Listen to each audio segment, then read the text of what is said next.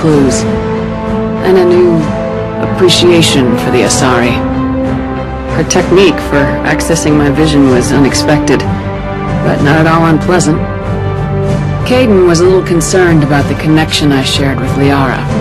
As commander, I knew either relationship had the potential to interfere with the mission.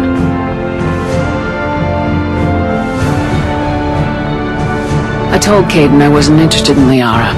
I had my eyes on someone else. But we agreed we wouldn't let it get in the way of our mission, finding Saren. Thanks to Liara's help, we had our next lead, Benezia. Saren had taken her to Noveria, where he enslaved the queen of a dangerous race of insect-like creatures, the Rachni. He ordered Benezia to use the same technique Liara had used on me to extract information from the Rachni queen. The queen's drones were everywhere, and they were not happy.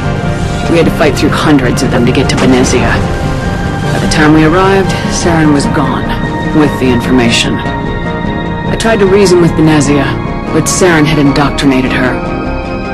He'd somehow acquired the ability to control people's actions and wills. Benezia wouldn't surrender, and Liara was forced to watch her mother die in her arms. And I was left with an angry, dangerous Rachni queen to deal with. She claimed her drones would do no harm if I released her, but the Rachni had terrorized the galaxy before.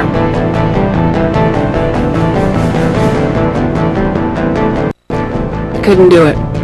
I wouldn't doom an entire species for past sins. And the Queen was true to her word. She left and took her army of drones with her. With Saren's top lieutenant dead, he was quickly running out of time and places to hide. I tracked him down at his base on Virmire, but we soon learned it was more than a base of operations. It was a breeding ground. Saren was breeding an army of Krogan. He'd found a cure for the genophage, a disease inflicted on the Krogan to prevent them from breeding and taking over the galaxy. The Krogan Saren was breeding were slaves, mindless beasts that obeyed Saren's will. I had to destroy the base and all its research. Rex disagreed, violently. Rex wanted the genophage cure for his people. I tried to convince him to help me destroy it, that these Krogan weren't real, but he wouldn't back down. Fortunately, Rex is smarter than he looks. He realized this wasn't the way to help his people, and that Saren was the real threat. When we finally got to the center of the base, I realized just how close Saren was to completing his plan. He was already in communication with the Reapers. Sovereign, Saren's flagship we'd all assumed was just a ship, was a Reaper. It spoke to me, threatened me. I could feel the menace it had for every living thing. It wanted me dead. It wanted us all dead. And I knew it was capable of doing just that. What I couldn't understand was why Saren would help it. But there was no time to think about it. Sovereign knew where we were. We had to destroy the base and get the hell out. I split my team into 2 squads, sending Ash with one and Kaidan with the other as a distraction. We had a nuke and we planned to use it. Before we could detonate the bomb, Saren showed up.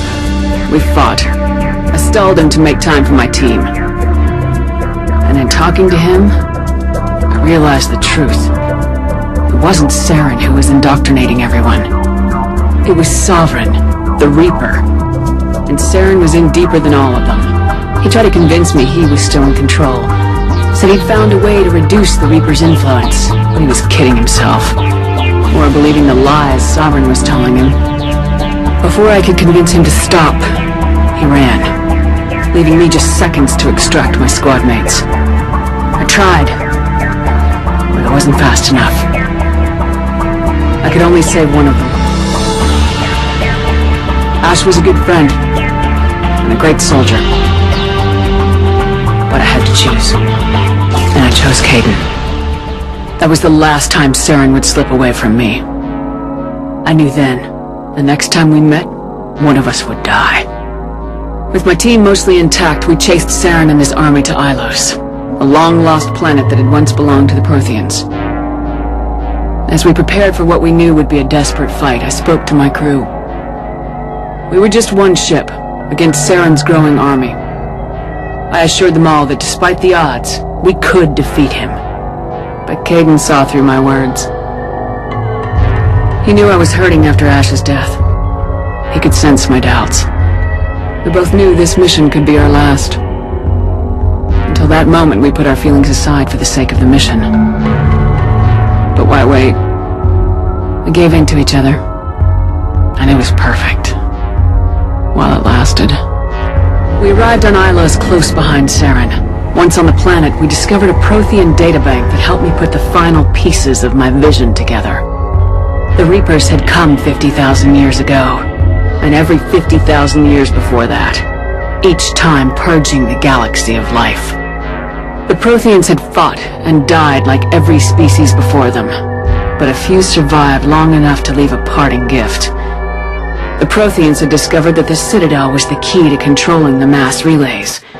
By sabotaging the Citadel, they found a way to close the relays to dark space, slowing the Reapers' return, giving us the time we needed to find a solution to stop the Reapers once and for all. Saren knew this.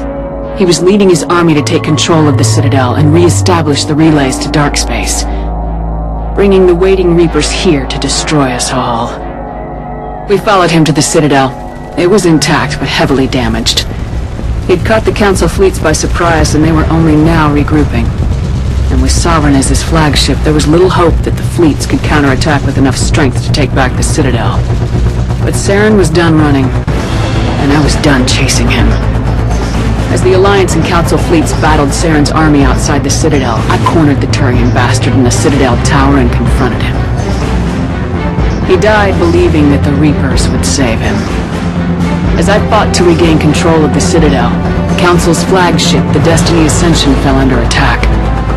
Despite Saren's death, Sovereign and Saren's army continued to fight. The Council was aboard the Destiny Ascension and they were requesting assistance. But I knew in order to help them, I would have to put our human Alliance fleet in jeopardy.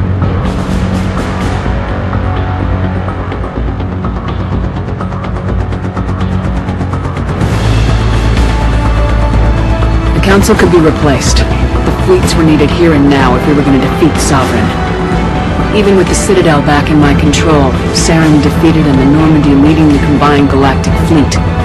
The battle against Sovereign, a single Reaper, was relentless. It took the combined fleets of humanity and the other races, but in the end, Sovereign fell. But the costs were immense. While humanity's efforts in the war earned us our first seat on the Council, it was a hollow victory. The Reapers were still out there.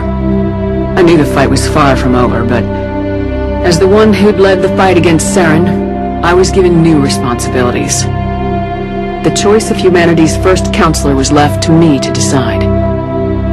On the one hand, Udina, the lifetime politician, ruthless and ambitious. He would easily navigate the political landmines that would soon be placed before him. The other choice, Captain Anderson, the career soldier. Tough but fair, but a friend, and someone I could trust. Both great leaders in their own right.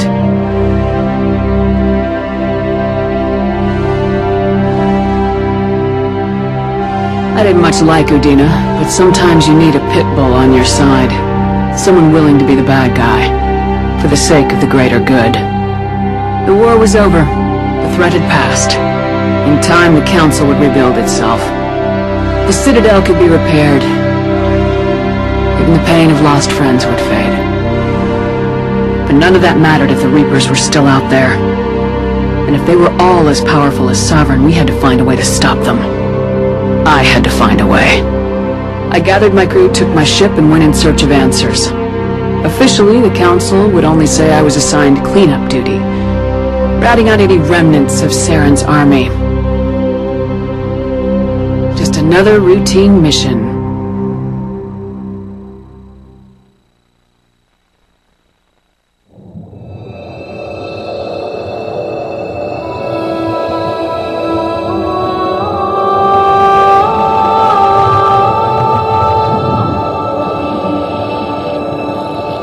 Commander Shepard has been recovered.